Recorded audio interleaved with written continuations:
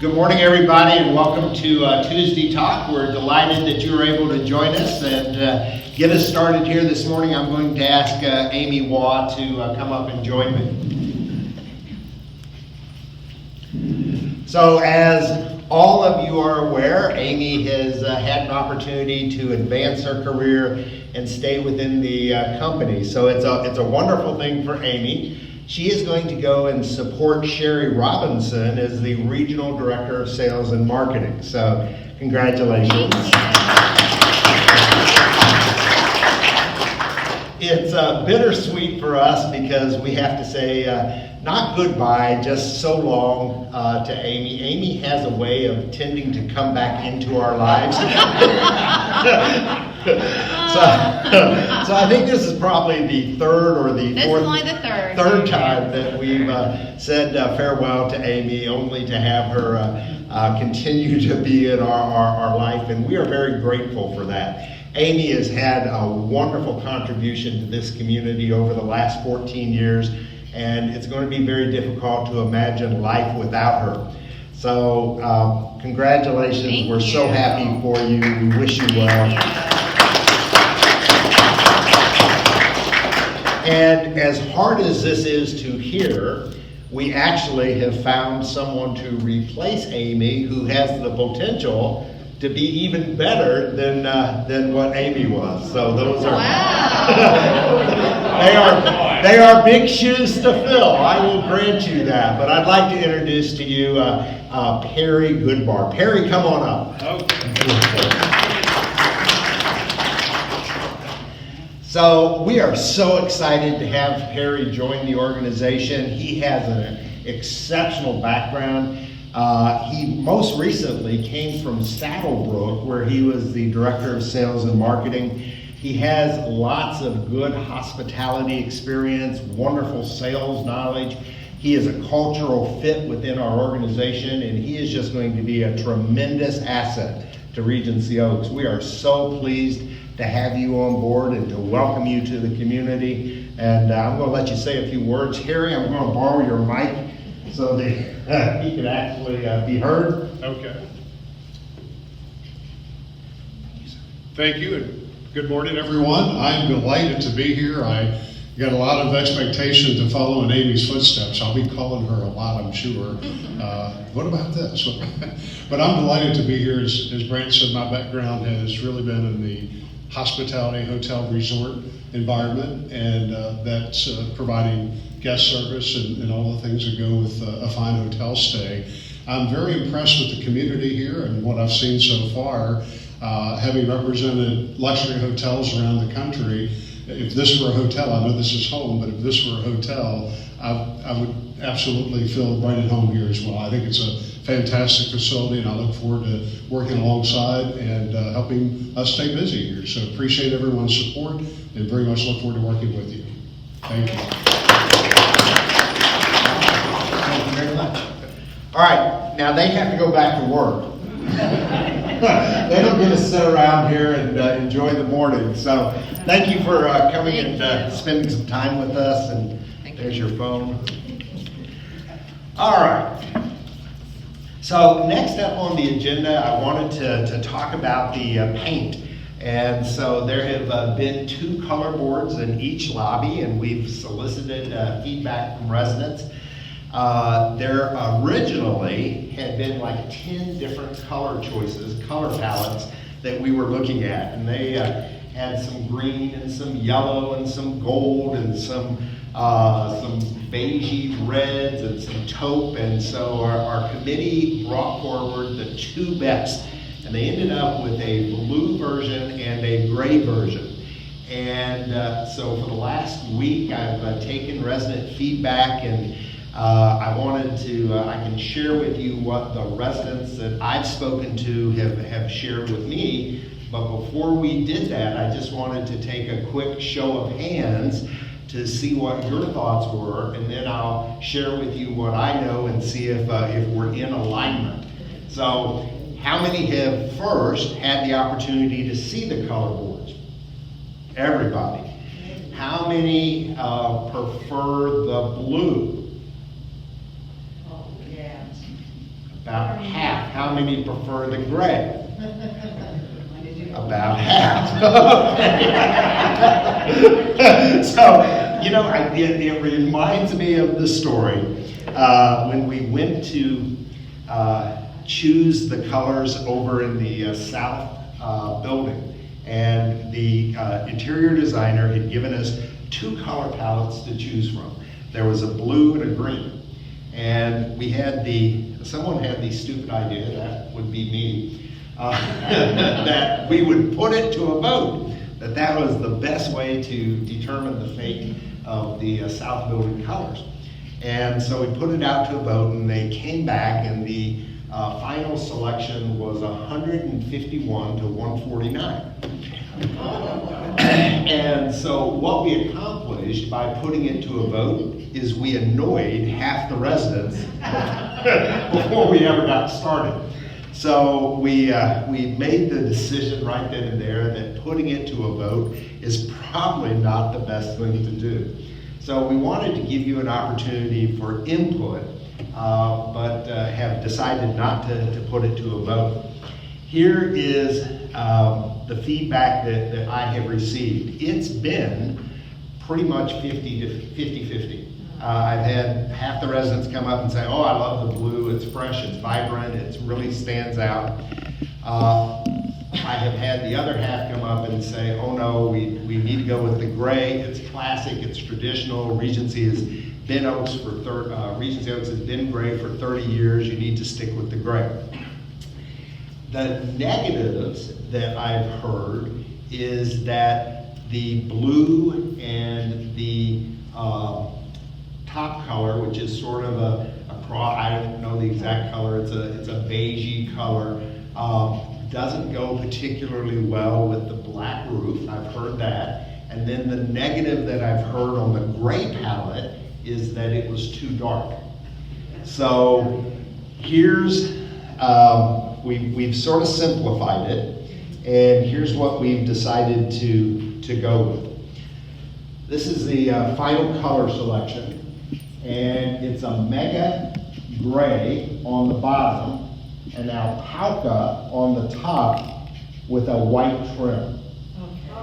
And here's the final feedback that we heard on the trim. I personally liked the really dark gray charcoal trim because I thought it stood out, but my painter came back to me and said, are you crazy? That is going to fade really, really bad. It's way too dark, and you're going to lower the height of your building by painting it dark trim. He said, you really want to go with a light trim. That's his recommendation. So we got rid of the charcoal, and then we lightened up the building completely so that we really have a very neutral palette scheme. It's light. It's a little brighter than what we have. It's going to be lighter than the paint that is currently on the building and that is about 10 years old. They are in the same color palette that we have been looking at. They're just one step down. So, what do you think? It's better. It's not as dull. Not as dull, okay.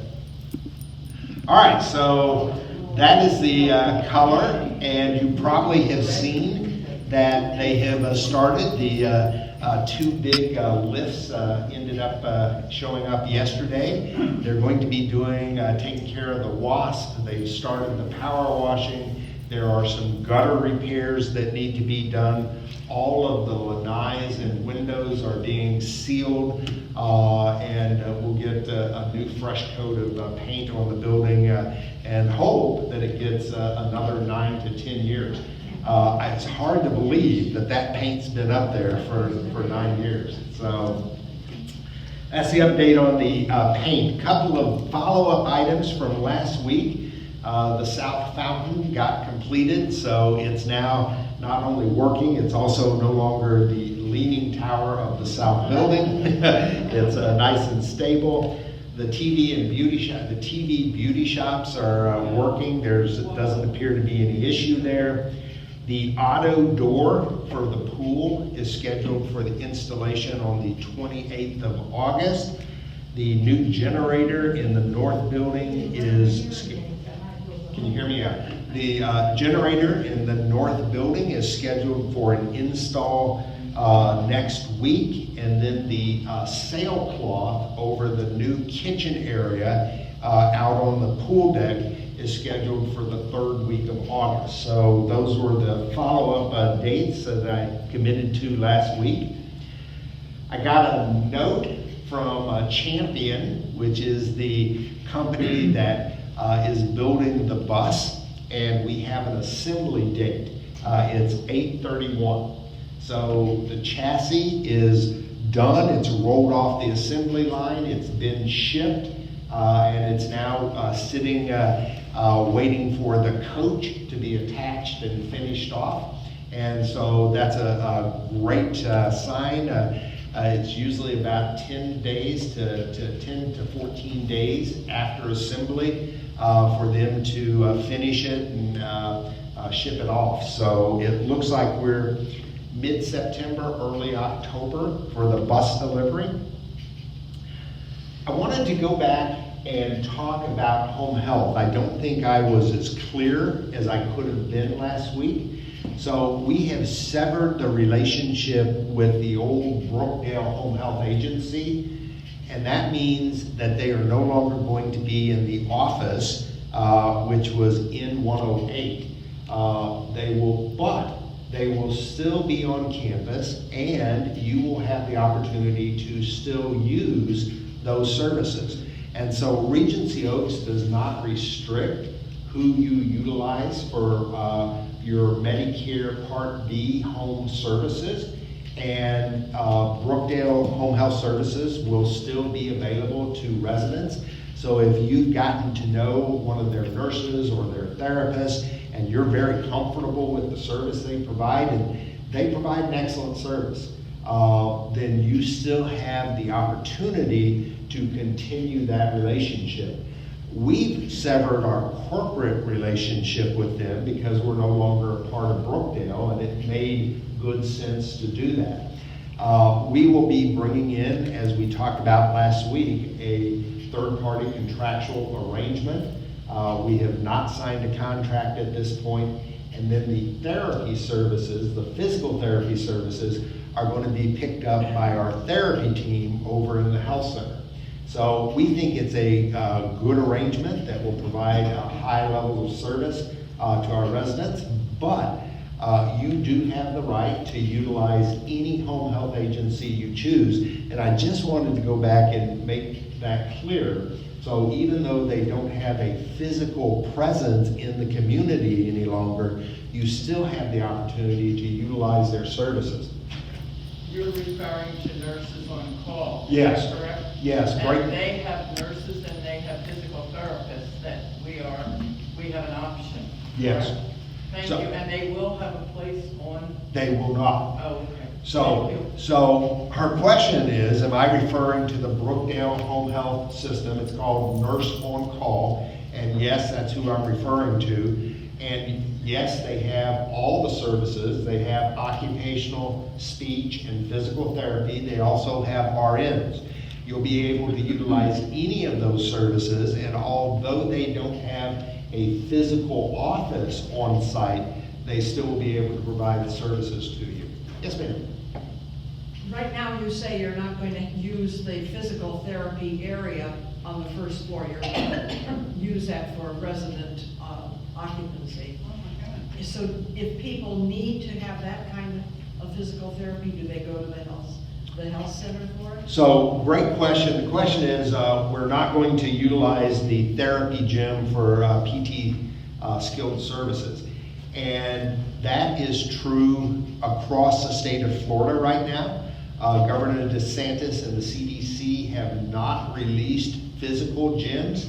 When you see that the governor has released fitness gyms, where you go and work out and use weights, he has released that. He has not released therapy gyms. And so there are no therapy gyms in the state of Florida that are currently open and accepting patients. So therapy is being provided in individual apartments and in corridors for individuals who need Part B services. Those are the outpatient services. If you need inpatient therapy services, you have to be admitted into a skilled nursing center.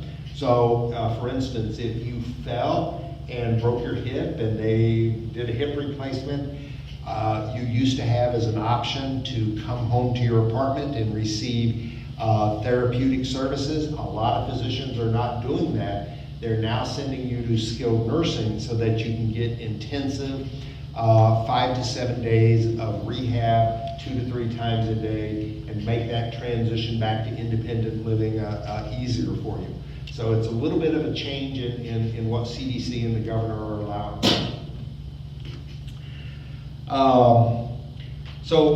One of the questions that we had addressed earlier before we got rolling with the camera, I wanted to go back and talk about the weekly schedule and what you can expect in terms of the managers and our COVID meeting being broadcast. So on Mondays, we will do the COVID meeting. On Tuesday Talk, we will broadcast, on Tuesday, we will broadcast the Tuesday Talk. On Friday, we will do the weekly forum. And then on Wednesday and Thursday, Wednesday is Jesse's Housekeeping Matters, and Thursday is Ricky's Menu Chat and Dish Talk.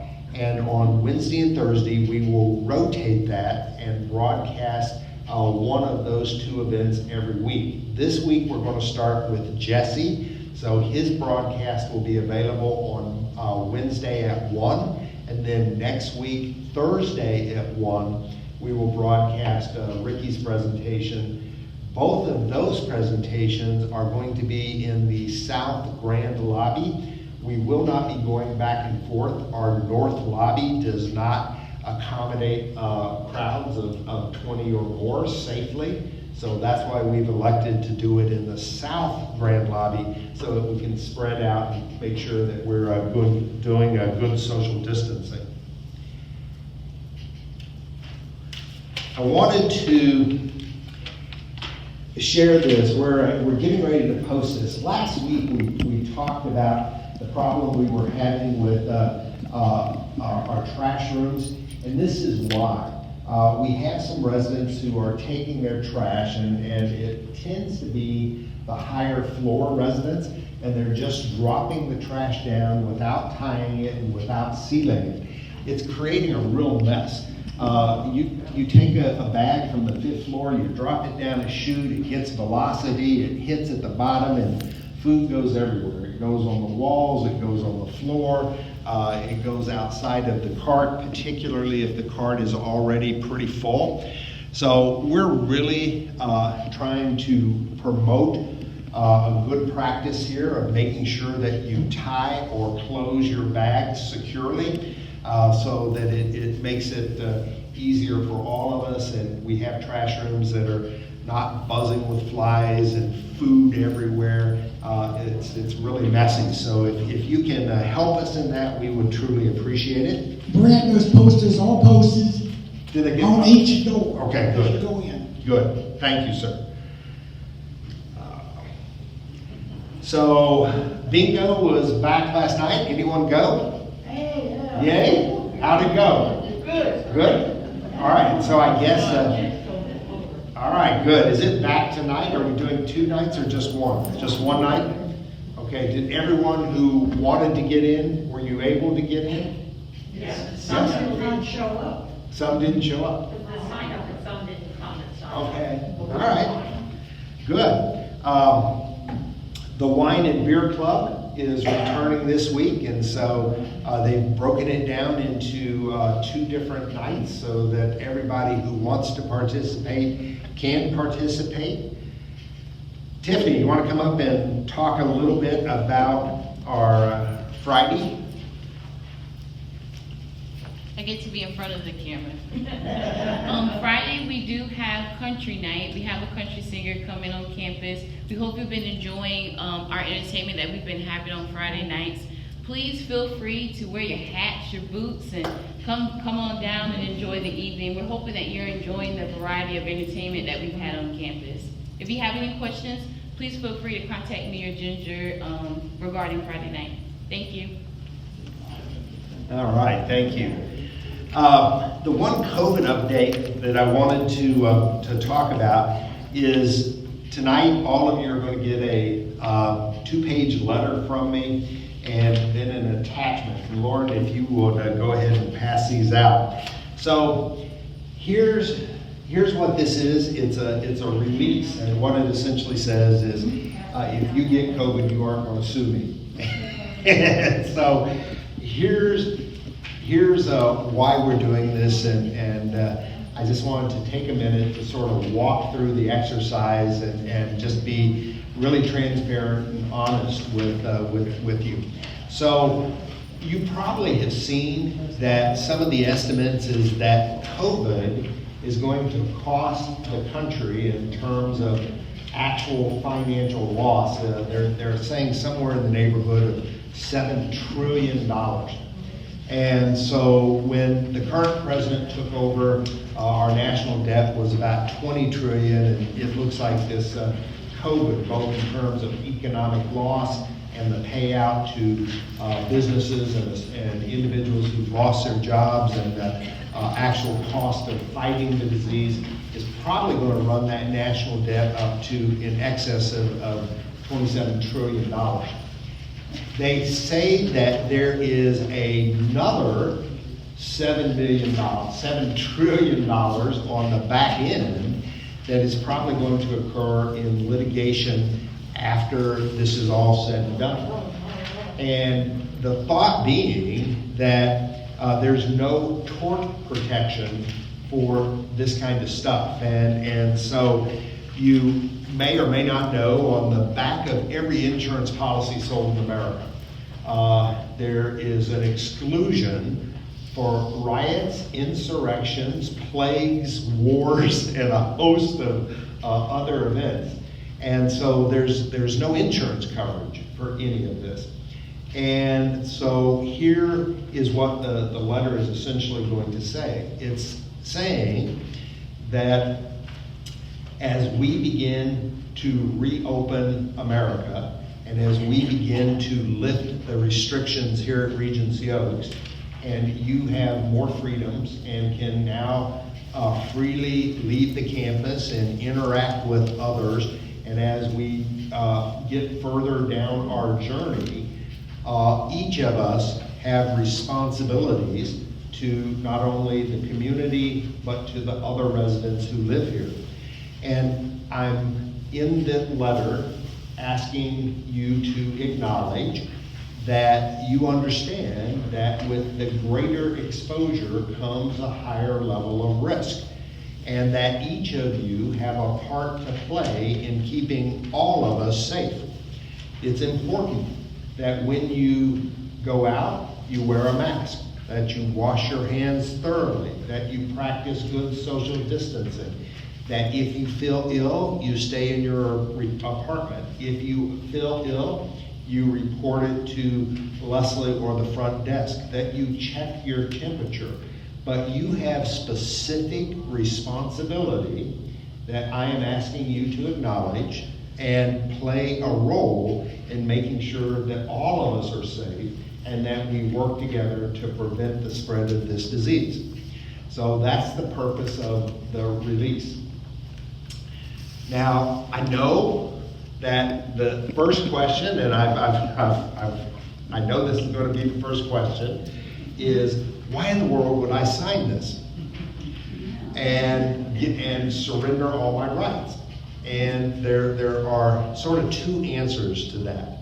And the first of the answers is, how many of you, does anyone go to a fitness gym right now?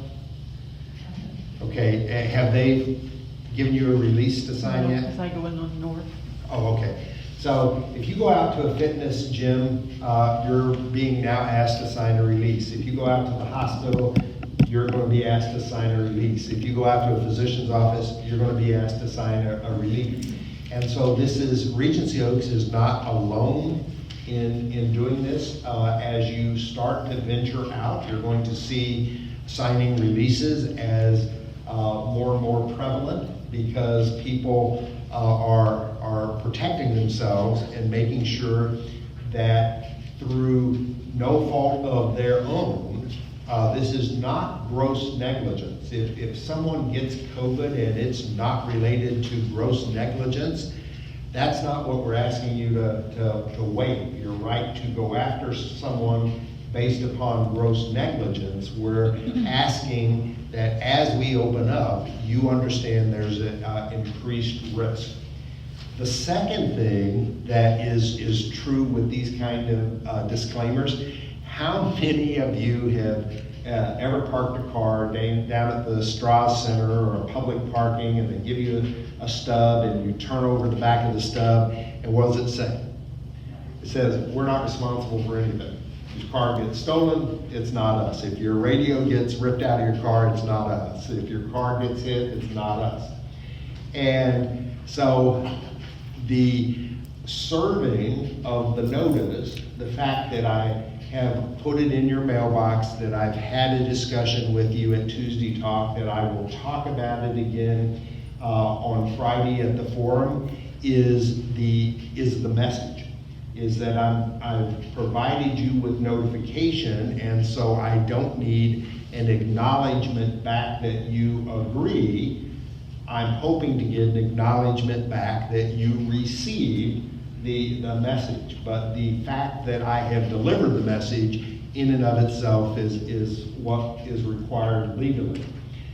So I understand that there may be some reluctance to do this, but it's an important next step as we start to think about reopening the dining rooms and getting back to full community life. I need residents to be with me and to make sure we're all on the same page. You've done a great job of practicing social distancing, wearing your mask. You've shown commitment to going outside and making sure that you have safeguards in place. But as we move forward, this is something I'm asking of vendors, families, associates, residents, anyone who has access to the community. So I want to encourage you to read it. If you have concerns or questions, don't hesitate to call me. I would encourage you to return it and give me that acknowledgement that you understand the higher risk and that as we move forward to open up our community, that you're on board and that it's your commitment that you're going to continue to be safe and practice good social distancing, hand washing, mask wearing, and be committed to keeping all of us safe and reducing the spread of COVID. Okay, so that's everything I had this morning. I'm going to open it up for questions, and Harry is going to help us with the questions here this morning. When the physical therapy team is here, are they going to have a therapy room on site? So just to be clear, the question is when our new vendor comes on board, are they going to have a therapy room on site? Physical therapy. Physical therapy room on site? And the answer is still no. The CDC is currently not allowing any therapy in-house. I mean, after that, when it is open, are we going to have one on site? Yes, but we'll have one on site, but we just don't know when that's going to be. Yeah. Could be weeks, months, or years, right? I'd like to make a suggestion that you take the color palettes that you have out now and replace them with what you're actually going to use, okay? Just so everybody can kind of get on the same page. Great idea, we'll get that done. Can you repeat us? Yeah, oh, I'm sorry. So Chet's suggestion is that we take the new color palette and have new signs printed out and replace the ones in both lobby, and we can get a hold of Sherwin-Williams and ask them to do that for us. Great thought. I have a question. There's a group of us that utilize the library in the South Building. We do jigsaw puzzles. We're there. And it is tremendously always hot in there. We're getting no air whatsoever. You can hear it blowing, but it's hot. Yeah. Very hot. Yeah. So the question is, the south fifth floor library is really hot, and you're absolutely correct. The air conditioner is not working in that unit. We keep a pretty solid inventory of HVAC units. We have left-hand return, right-hand return, center returns. So if a unit goes out in a resident apartment, we can get it replaced pretty rapidly. We do not have an inventory of all these common area air conditioners because each one is unique and different, and so they have to be built one at a time. We have ordered that replacement. It takes 12 weeks. So I think I don't know exactly where we are. My guess is we're probably in week 6 or 7, but we are aware of it. We have ordered a replacement HVAC, and it should get here about the time the weather turns 40 or 50 degrees, and we'll be ready for it. Yes, sir. Brent, last week you allowed us to invite relatives, etc., into the outer circle, and I mentioned that the garden club was highly available and a perfect location for people to get together. But as looking over the property this morning, I noticed that there's 2 refrigerators, a stove, a big AC unit sitting by the side of the big dumpster down there. It's most unattractive. It looks like a junkyard. It's never perfect because of all the dumpsters in the area, but it can be cleaned up quite a bit. I don't mind them being there during the week, but I think by the weekend, whatever's not been scavenged should be thrown in the dumpster to clear actually a little bit of a parking space also. If you could mention that to somebody, I'd appreciate it. I'll pass that on, see if we can get that resolved for you. Yes, sir. Even the sofa is demanded. This is pertaining to the painting that's going to be started. Are you going to leave our beautiful village paint alone? We're not touching it. You know, that's like the third rail of Regency Oaks. I'm not going to, I am not going to go touch that. So here's, the paint this year includes everything but the town hall and this small building over here where the woodworking shop and the arts and crafts are. And the reason we didn't include that is because of the anticipated town hall expansion. So when they do the town hall expansion, we will address the painting in these 2 buildings, and we also will come back and address the painting of the new pergola. That raw wood has to cure for somewhere between 90 and 120 days before it can be painted. So we recognize that is not resolved yet either, but the sap has to quit leaking before we can put a coat of paint or stain on it.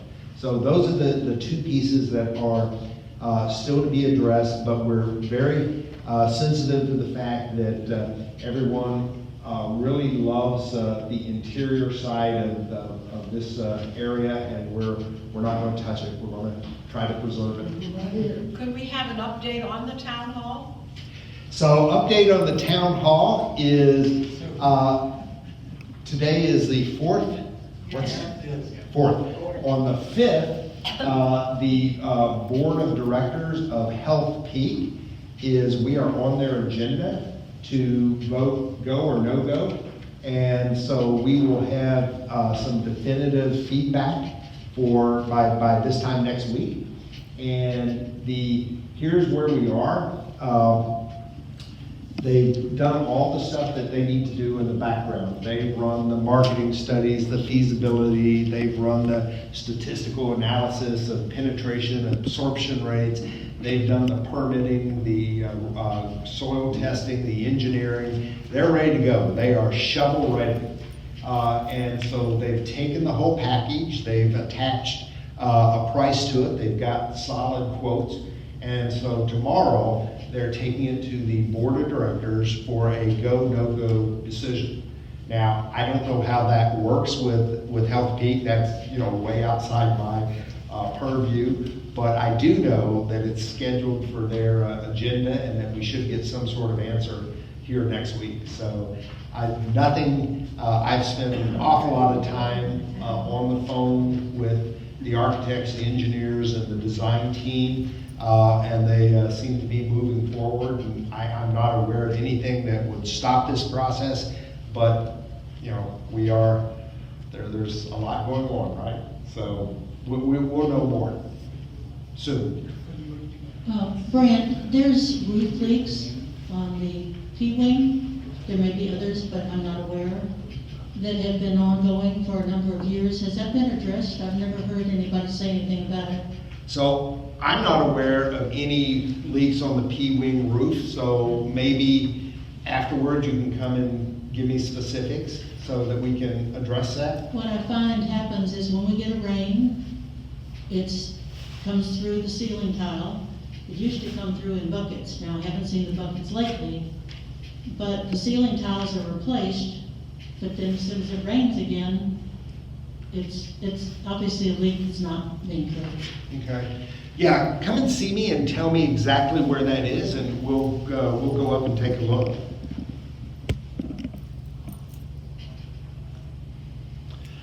What else?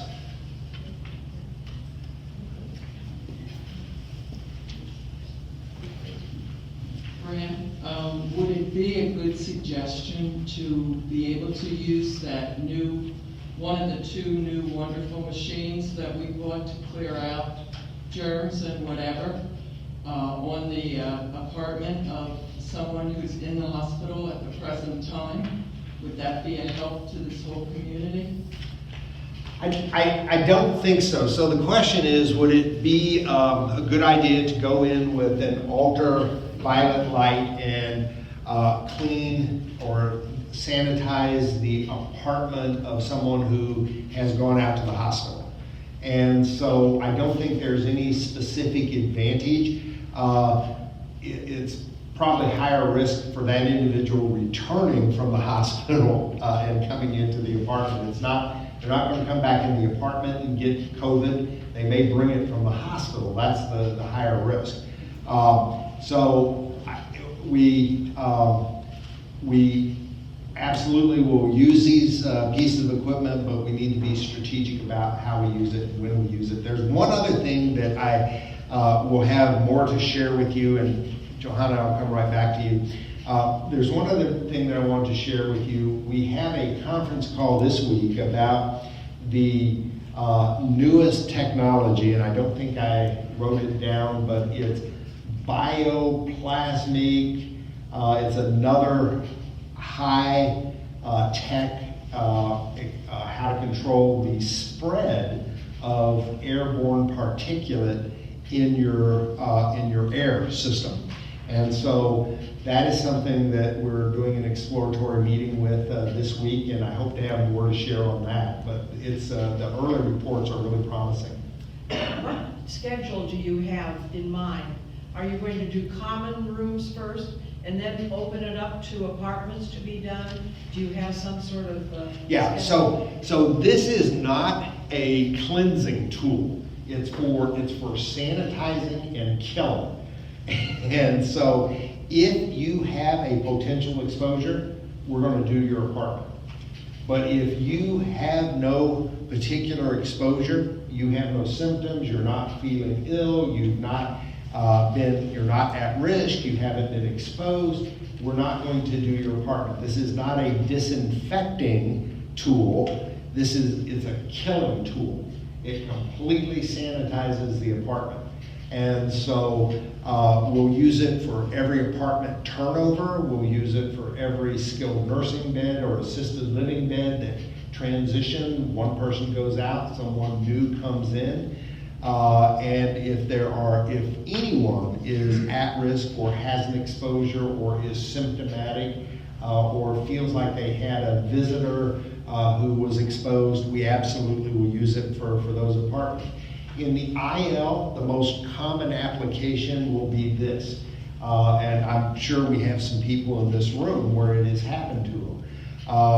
They're using a third-party outpatient physical therapy, meaning they're coming from the outside, and that therapist, that CNA, that nurse gets a positive COVID diagnosis, and we have to come and call or knock on your door and say, you've been exposed. Has that happened to anyone here?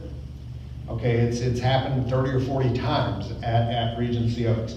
And so those apartments would be great examples of where we might use this. It's on a potential exposure that we've rated as a higher risk, and then coming in and doing a further step, not of disinfecting, but of sanitizing and killing any bacteria in that apartment.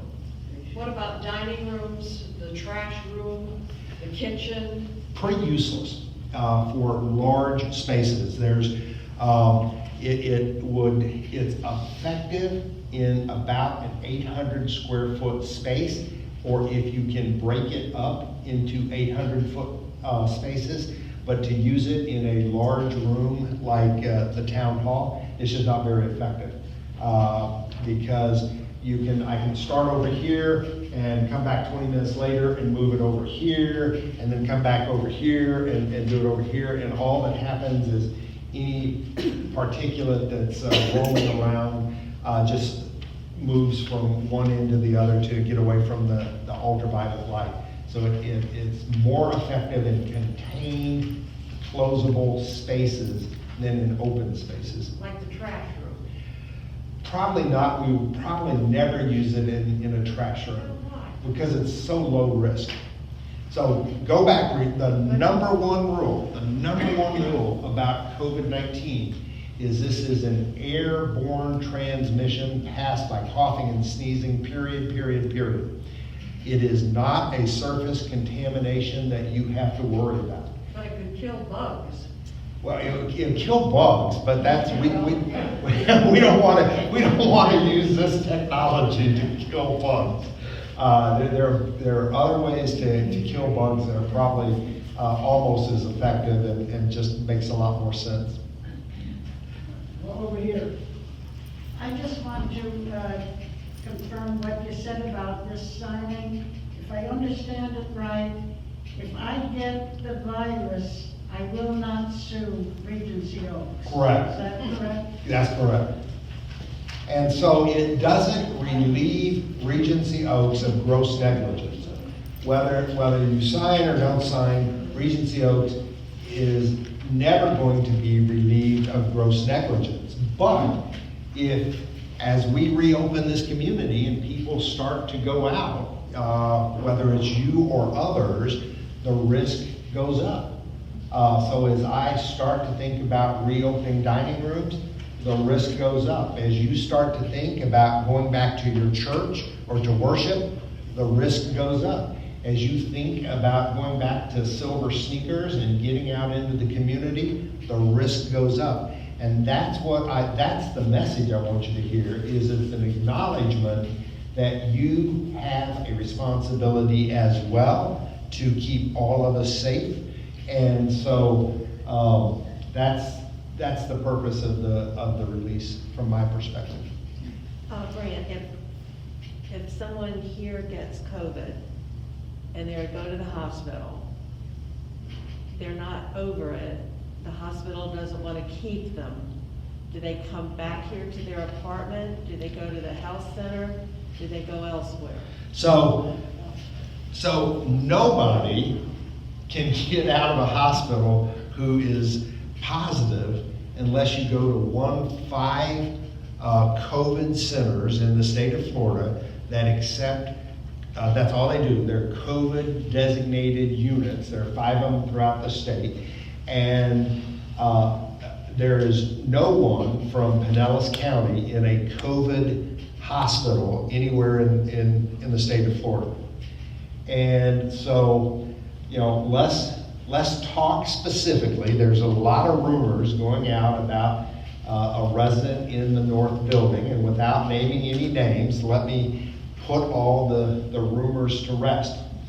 The resident fell and broke a hip, went to the hospital and tested negative.